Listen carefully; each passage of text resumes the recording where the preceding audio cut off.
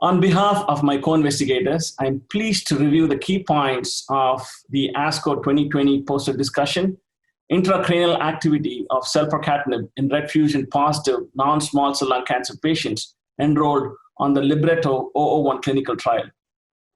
Libretto 001 clinical trial is a phase 1-2 clinical trial of the selective RET inhibitor selpercatinib, also known as LOXO-292, and recently known as the RET-EVMO, in patients with advanced RET fusion positive solid tumors, RET mutant medullary thyroid cancer.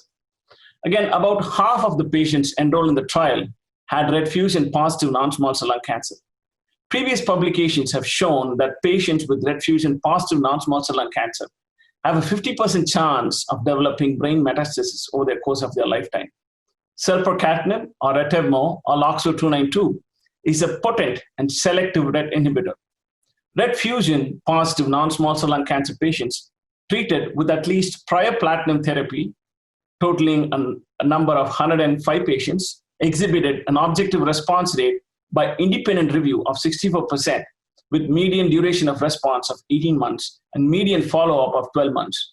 The median progression-free survival was 17 months, with the median follow-up of 14 months. The investigator assessment of the prior platinum population was similar. The objective response rate was 70%, with median duration of response of 20 months and a median follow-up of 15 months. The median progression-free survival was 18 months, with a median follow-up of 16 months.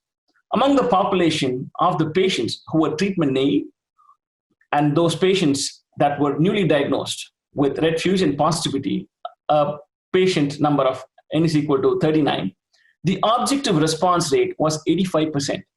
The median duration of response was not reached, with the 95% confidence interval 12 months to non-estimable and a median follow-up of 7 months. The median progression-free survival was also not reached, with the 95% confidence interval 14 months to non-estimable and a median follow-up of 9 months. Investigator assessment of the treatment-naive population yielded similar results. The objective response rate was 90%, and the duration of response was not reached, with the 95% confidence interval 12 months to non-estimable and the median follow-up of 7 months. The median progression-free survival was also not reached, with the 95% confidence interval 14 months to non-estimable and a median follow-up of 9 months. In addition to this robust and durable anti-non-small cell lung cancer activity in RET fusion positive solid patients, selpercatinib was also designed preclinically to address CNS metastasis. This presentation examines the intracranial efficacy in patients with RET fusion positive non-small cell lung cancer and central nervous system metastasis with or without prior central nervous system radiotherapy as assessed by independent review. So what is a study design? This is a phase 1 dose escalation of a multi-center global Libretto 001 trial, which began May of 2017. The first phase 2 patient was enrolled at the recommended phase 2 dose of 160 milligram twice daily in May of 2018. As of June 2019, 531 patients had been enrolled and treated. This included 253 RET fusion positive non-small cell lung cancer patients. These patients were followed through the data cutoff of December 16, 2019. Among the 253 RET fusion positive non-small cell lung cancer patients, 80 were judged by the investigator as having brain metastasis at baseline, and 22 of these patients had brain metastasis that were deemed measurable by a blinded independently radiology review committee. This presentation focuses on those 22 patients. Data on patients with non-measurable brain mets will be forthcoming in a manuscript in the future. During the trial, the central nervous system response was assessed by RECIST version 1.1 every 8 weeks from cycle 3 to 13, and then every 12 weeks thereafter. The primary endpoint for this analysis was an intracranial objective response rate as assessed by a blinded independent review committee, and a secondary endpoint was intracranial duration of response, also by independent review. For all patients, treatment beyond progression was permitted if the patient was still deriving clinical benefit. Again, consistent with the previous analysis, the most common RET fusion partner was KIF5B. Most patients had received prior systemic therapy, and 8 of the 22 had received prior radiotherapy for brain metastasis. A blinded independent review committee found that 82% or 18 of the 22 patients with measurable brain metastasis had their central nervous system disease respond to selpercatinib treatment.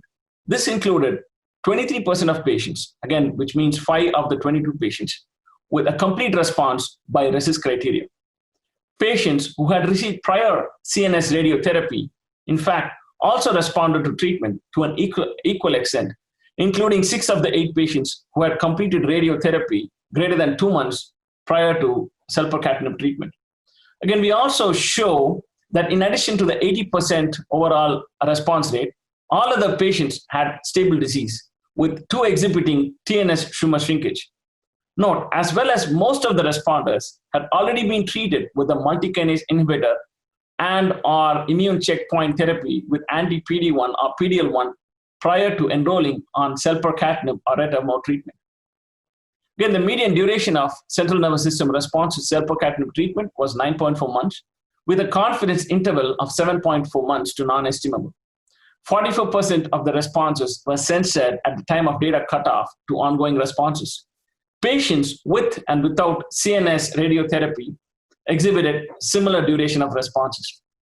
Again, to conclude the main points of my presentation, these data demonstrate that selpercatinib has marked and durable intracranial antitumor activity as evidenced by intracranial response and duration of response. 82% of patients had a partial or complete response. All other patients had stable disease, and no patient had CNS progressive disease. In fact, a randomized global phase 3 study of selpercatinib versus platinum pemetrexed plus or minus pembrolizumab in treatment-naive RET fusion positive non-small cell lung cancer patients is currently ongoing. And patients with asymptomatic brain metastasis, of course, can enroll on this study. And this will enable us to further explore the intracranial activity of selpercatinib in a larger population.